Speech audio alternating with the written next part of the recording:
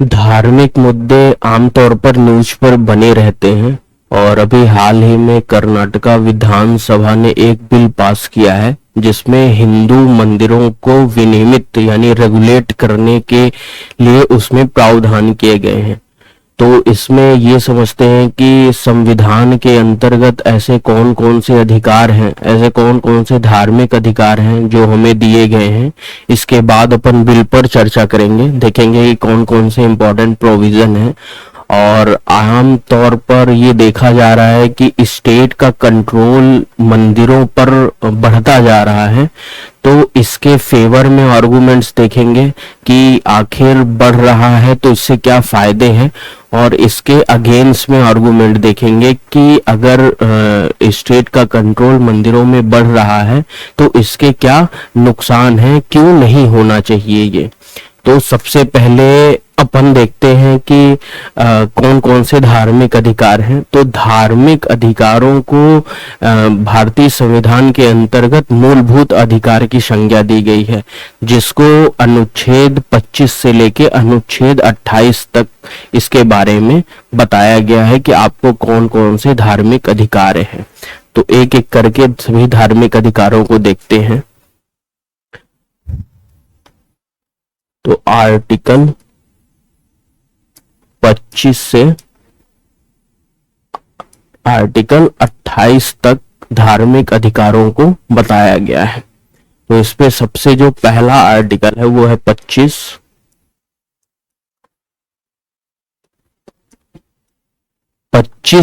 Article अनुच्छेद 25 में दो क्लॉज हैं, जिनमें पहला जो क्लॉज है यानी 25A है, वो ये कहता है कि आप किसी भी धर्म को अबाध रूप से मान सकते हैं, उसे अंतःकरण कर सकते हैं, उस धर्म के अनुसार क्रियाकलाप कर सकते हैं, उस धर्म की अच्छी बातों का आप प्रचार प्रसार कर सकते हैं।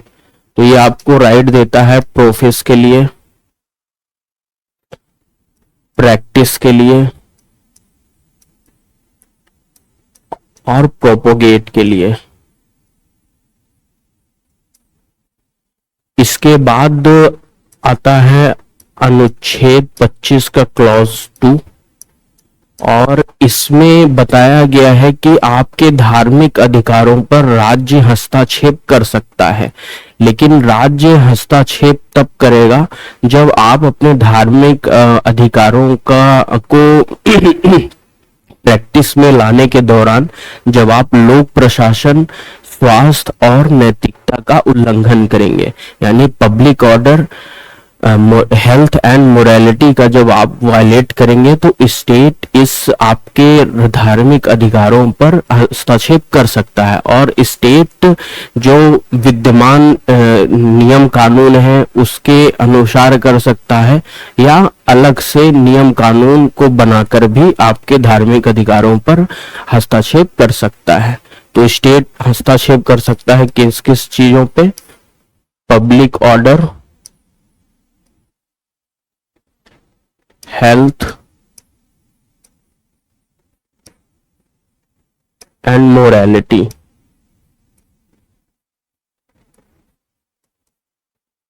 तो धार्मिक अधिकारों में अनुच्छेद 25 के अंतर्गत दो क्लॉज हैं, जिसमें 25(1) के अनुसार आपको किसी भी धर्म को अपनाने, अंतःकरण करने, प्रचार प्रसार करने, उसके अनुसार क्रियाकलाप करने की स्वतंत्रता है।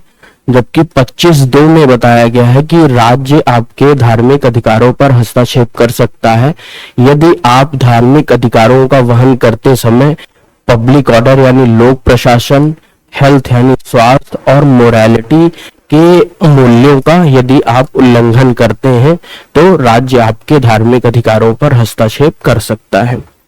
इसके बाद अपन देखते हैं कि आर्टिकल 26 के अंतर्गत क्या बताया गया है। तो आर्टिकल 26 के अंतर्गत बताया गया है कि आप किसी भी धार्मिक संस्थानों की स्थापना कर सकते हैं, उसका प्रबंधन कर सकते हैं और अपने उत्तराधिकारों को बता सकते हैं, उत्तराधिकारों का चयन कर सकते हैं कि हमारे बाद ये हमारे धार्मिक संस्थान के उत्तराधिकार होंगे। तो इसमें आपको अधिकार है मैनेजमेंट ऑफ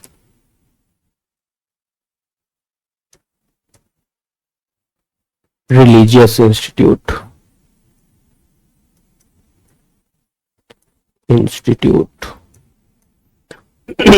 अब देखते हैं कि आर्टिकल 27 में क्या बताया गया है।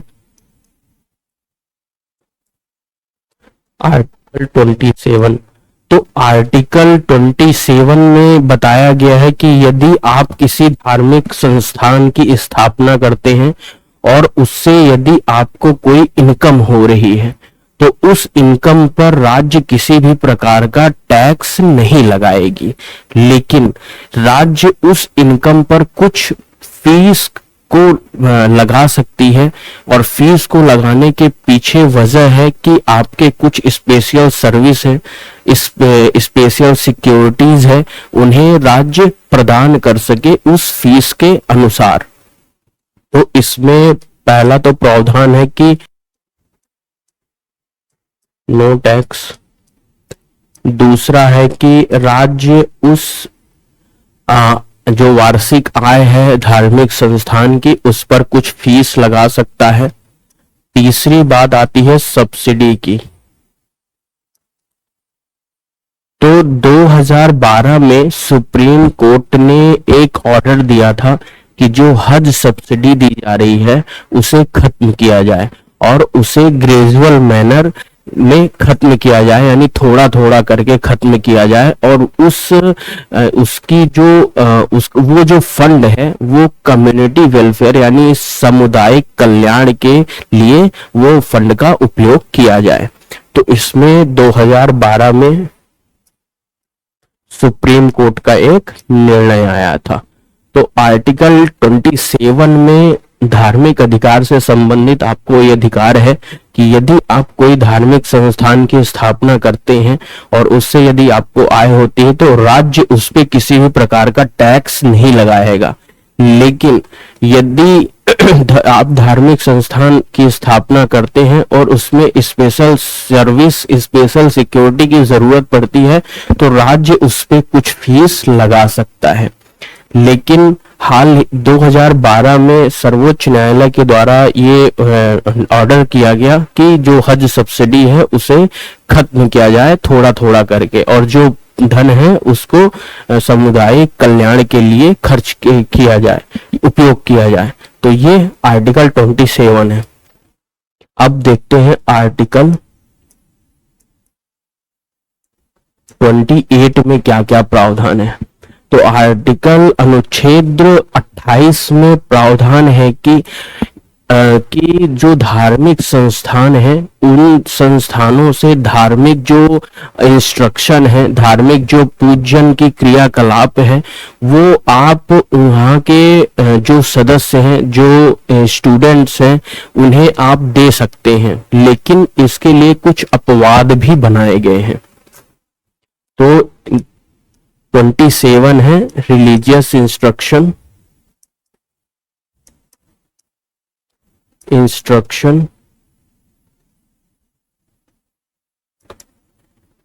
And worship.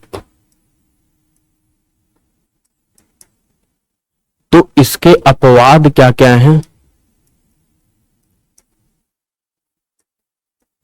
एक्सेप्शंस क्या क्या हैं?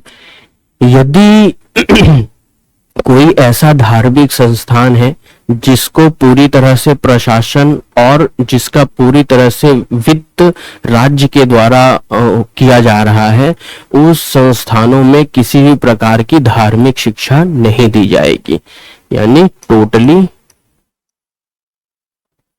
Funded and administrated.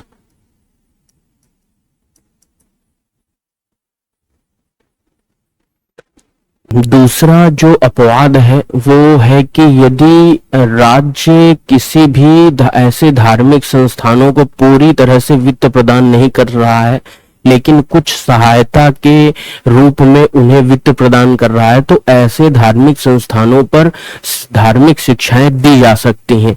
लेकिन ऐसे धार्मिक संस्थानों पर धार्मिक शिक्षाएं ऐच्छिक रहेंगी। यदि वो वयस्क है तो उसके इच्छा के अनुसार उसे धार्मिक शिक्षाएं दी जाएंगी। यदि वो ये चाहता है कि हमें धार्मिक शिक्षा नहीं दी जाए, तो उस संस्थान में उस वयस्क के लिए ये जबरदस्ती नहीं किया जाएगा कि इसे धार्मिक शिक्षा देनी ही है। और यदि वो अवयस्क हैं तो उनके जो पेरेंट्स हैं उनसे अनुमति लेकर उन्हें शिक्षा दी जाएगी। तो दूसरा अपवाद है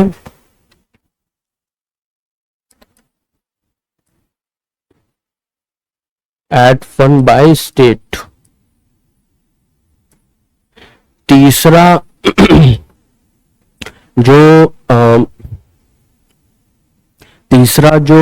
धार्मिक संस्थान है, यदि कोई ऐसा धार्मिक संस्थान है जो अनुदान के द्वारा स्थापित किया गया है और पूर्व में उस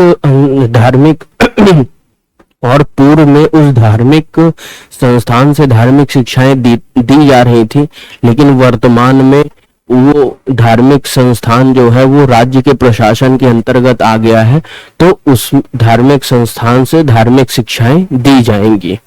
तो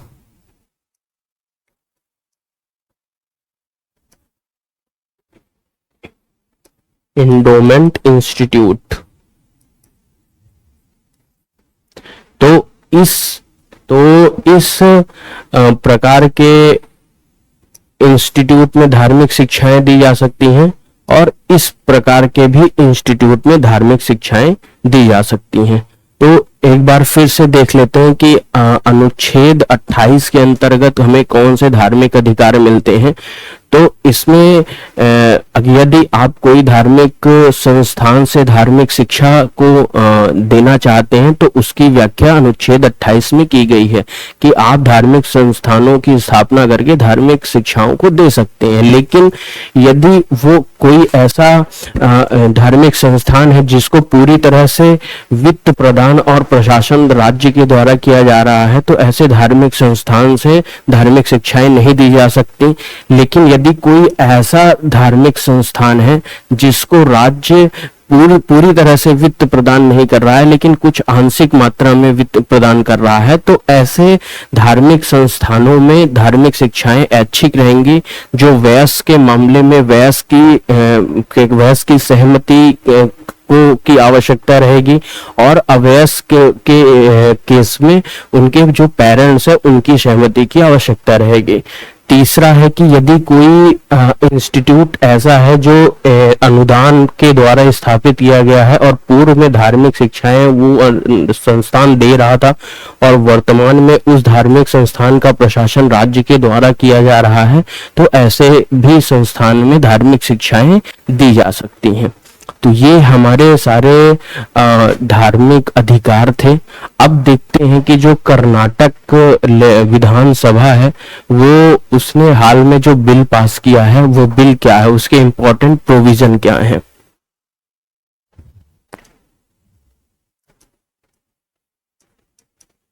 तो जो बिल है, तो कर्नाटका विधानसभा का जो नया बिल है वो ये कहता है कि यदि कोई हिंदू मंदिर की वार्षिक आय 10 करोड़ तक है तो उस वार्षिक आय का 5% उसे राज्य सरकार को देना पड़ेगा, यानी 5% टैक्स रहेगा अप टू 10 लाख तक। और जो दूसरा प्रोविजन है, जो दूसरा प्रावधान है वो ये कहता है कि यदि कर्नाटक के अंदर कोई हिंदू मंदिर ऐसा है जिसकी जो वार्षिक आय है वो 1 करोड़ से ज्यादा है, तो उस वार्षिक आय का 10% उस मंदिर के ट्रस्ट को राज्य सरकार को देना होगा। तो इसमें 10% टैक्स है।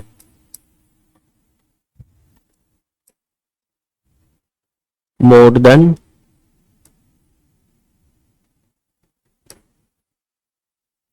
1 करोड़। तो कर्नाटका विधानसभा का जो नया बिल है वो ये कहता है कि यदि कर्नाटक के अंदर कोई मंदिर ऐसा है जिसकी जो वार्षिक आय है वो 10 लाख तक है, तो उसे उस वार्षिक आय का 5% राज्य सरकार को देना होगा। और यदि कोई कर्नाटक के अंदर कोई ऐसा मंदिर है जिसकी वार्षिक आय 1 करोड़ से ज्यादा है, तो उसे 10% राज्य सरकार को देना होगा। तो ये कर्नाटका विधानसभा का नया बिल है, विधेयक है, जिसे पास कर दिया गया है। हालांकि अभी राज्यपाल की जो सहमति है वो इसे नहीं मिली है। अब देख लेते हैं कि आमतौर पर ये देखा जा रहा है कि जो स्टेट है, जो राज्य है, उसका नियंत्रण मंदिरों पर बढ़ता जा रहा है। तो इसके फेवर में आर्गुमेंट्स देखते हैं और इसके अगेंस्ट में आर्गुमेंट देखते हैं। तो जो सबसे पहला फेवर में आर्गुमेंट दिया जाता है कि राज्य का नियंत्रण मंदिरों पर क्यों होना चाहिए, तो उसमें दिया जाता है कि इससे सोशल रिफॉर्म होगा, यानी सामाजिक सुधार होगा। इनका ये जो फेवर में कमेंट दे रहे हैं, इनका ये कहना है कि वर्तमान समय में ये देखा जा रहा है कि जो महंतों के द्वारा जो बोर्ड पर वंशानुगत शासन किया जा रहा है, तो यदि राज्य का नियंत्रण मंदिरों पर बढ़ेगा तो इससे इस बोर्ड को और भी विस्तृत बनाया जा सकेगा, जिससे माइनर जो क्लासेस हैं यानी SC ST कैटेगरीज हैं उनका भी इस पर प्रतिनिधित्व हो सकेगा। और एक ऐसे ही तमिलनाडु में एक एक्ट है जिसमें ये कहा गया है कि SC और ST का अनिवार्य रूप से प्रतिनिधित्व टेम्पल के यानी मंदिर के बोर्ड पे होना चाहिए। तो इसमें एक तमिलनाडु का एक्ट भी है। दूसरा ये फेवर में आर्गुमेंट ये दिया जाता है कि राज्य का यदि नियंत्रण मंदिरों पर बढ़ेगा तो इससे जो आय हो रही है उससे सामुदायिक कल्याण की व्यवस्था की जा सकती है, क्योंकि ऑलरेडी जो राज्य है वो सामुदायिक कल्याण के लिए कार्य कर रहा है। तो दूसरा है कम्युनिटी वेलफेयर। तीसरा जो इसके फेवर में आर्गुमेंट दिया जाता है कि यदि राज्य का हस्तक्षेप, राज्य का नियंत्रण मंदिरों में बढ़ता है तो इससे प्रशासनिक सुधार किए जा सकते हैं, क्योंकि राज्य के पास ऐसे अनुभवी कार्यबल है जो इसके मंदिर के प्रशासन में सुधार ला सकते हैं। Administrative reform. तो ये सारे आर्गुमेंट दिए जाते हैं जो ये कहते हैं कि राज्य का जो नियंत्रण है वो मंदिरों पर होना चाहिए, जिसमें सबसे पहला जो आर्गुमेंट है वो दिया जाता है सामाजिक सुधार का, कि इससे जो वंशानुगत जो महंत का शासन है मंदिरों के बोर्ड पर उसे खत्म किया जा सकेगा, उसे कम किया जा सकेगा, जिससे उस बोर्ड के सदस्यों का विस्तार होगा और वहां माइनर क्लासेस यानी SC ST कैटेगरीज के सदस्यों को भी प्रतिनिधित्व मिल सकेगा। और इसके फेवर में एक तमिलनाडु का भी एक्ट दिया, तमिलनाडु एक्ट का भी की भी बात की जाती है कि तमिलनाडु में एक ऐसा कानून है जो ये कहता है कि जो मंदिर का बोर्ड है उसमें SC ST कैटेगरी का प्रतिनिधित्व अनिवार्य है। दूसरा फेवर में आर्गुमेंट दिया जाता है कि इससे कम्युनिटी वेलफेयर यानी सामुदायिक कल्याण को बढ़ाया जा सकेगा, क्योंकि सरकार ऑलरेडी सामुदायिक कल्याण के लिए तरह तरह के स्कीम के द्वारा कार्य कर रही है। तीसरा दिया जाता है प्रशासनिक सुधार का यानी एडमिनिस्ट्रेटिव रिफॉर्म का, कि सरकार के पास अनुभवी कार्यबल हैं जिससे मंदिर के बोर्ड की जो प्रशासनिक दक्षता है वो बढ़ सकेगी। तो ये सारे फेवर में आर्गुमेंट दिए जाते हैं। अब देखते हैं कि ऐसे कौन कौन से आर्गुमेंट इसके विपक्ष में दिए जाते हैं कि सरकार का मंदिर के ऊपर नियंत्रण नहीं होना चाहिए। तो सबसे पहला जो आर्गुमेंट है अगेंस्ट आर्गुमेंट,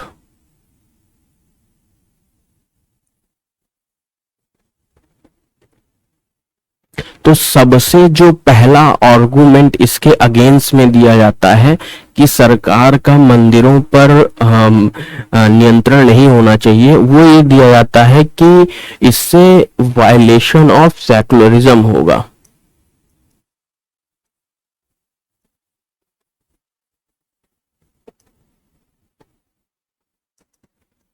क्योंकि जो पंथ निरपेक्षता का जो सिद्धांत है वो ये कहता है कि राज्य के मामले और धर्म के मामले दोनों को अलग अलग प्रकार से देखा जाएगा, ये दोनों का एक दूसरे पर हस्तक्षेप नहीं होगा। लेकिन यदि राज्य धार्मिक मामलों में हस्तक्षेप करता है तो सबसे पहले पंथ निरपेक्षता के सिद्धांतों का उल्लंघन होगा, और भारत एक पंथ निरपेक्ष देश है, राष्ट्र है, क्योंकि इसकी व्याख्या प्रियम्बल में की गई है। दूसरा जो अगेंस्ट में आर्गुमेंट दिया जाता है वो है कि ये नॉन यूनिफॉर्म है।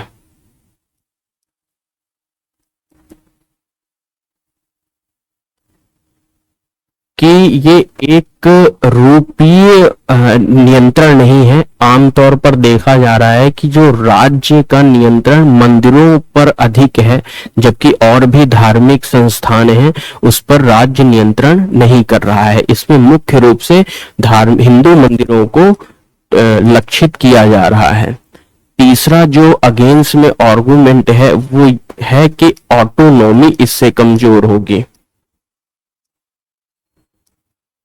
ऑटोनॉमी इससे कमजोर होगी। जबकि जो 2014 है, 2014 में एक चिदंबरम केस था, चिदंबरम केस सर्वोच्च न्यायालय में था।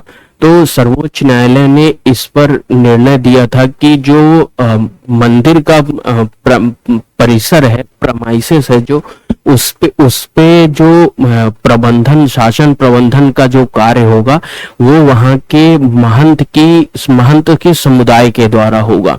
लेकिन यदि राज्य का हस्तक्षेप मंदिरों पर बढ़ता है तो इससे सर्वोच्च न्यायालय के निर्णय का भी उल्लंघन होगा।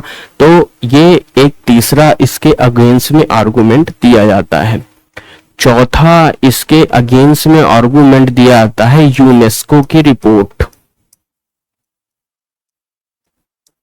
यूनेस्को ने 2018 में मद्रास हाई कोर्ट को एक रिपोर्ट दी थी जिसमें ये कहा गया कि जो राज्य के द्वारा मंदिरों का और जो विरासत के जो संस्थान हैं उनका जो संरक्षण किया जा रहा है वो बहुत ही निम्न गुणवत्ता वाला किया जा रहा है।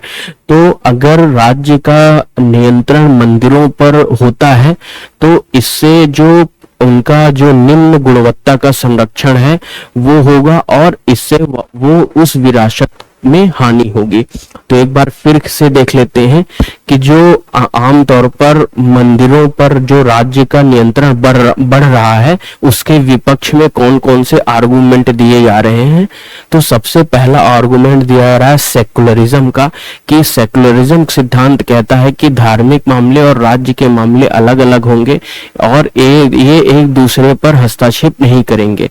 यदि राज्य का नियंत्रण मंदिरों पर बढ़ता है तो इससे सेकुलरिज्म यानी पंथ निरपेक्षता के सिद्धांतों का उल्लंघन होगा और भारत एक पंथ निरपेक्ष राष्ट्र है जिसकी व्याख्या प्रियम्बल में की गई है।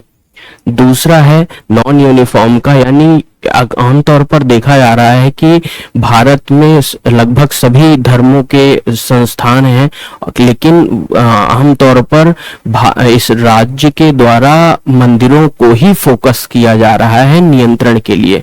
तो ये एक नॉन यूनिफॉर्म एक्शन है। तीसरा है ऑटोनॉमी का। 2014 में चिदंबरम केस में सुप्रीम कोर्ट ने ये कहा कि जो मंदिर परिसर है उसका प्रशासन और प्रबंधन वहां के जो महंत की समुदाय है उनके द्वारा होगा, लेकिन यदि राज्य के द्वारा मंदिरों पर नियंत्रण बढ़ता है तो इससे जो सुप्रीम कोर्ट का ऑर्डर है उसका उल्लंघन होगा। चौथा आर्गुमेंट यूनेस्को रिपोर्ट का दिया जाता है, जो कि 2018 में मद्रास हाई कोर्ट को यूनेस्को ने एक रिपोर्ट दिया था जिसमें ये कहा गया था कि राज्य के द्वारा जो विरासत का संरक्षण है वो बहुत ही निम्न स्तरीय का है। तो ऐसे में यदि मंदिरों पर हस्तक्षेप राज्य के द्वारा होगा तो निम्न स्तरीय के संरक्षण के कारण उनका क्षरण होगा। तो ये सारे आर्गुमेंट्स हैं।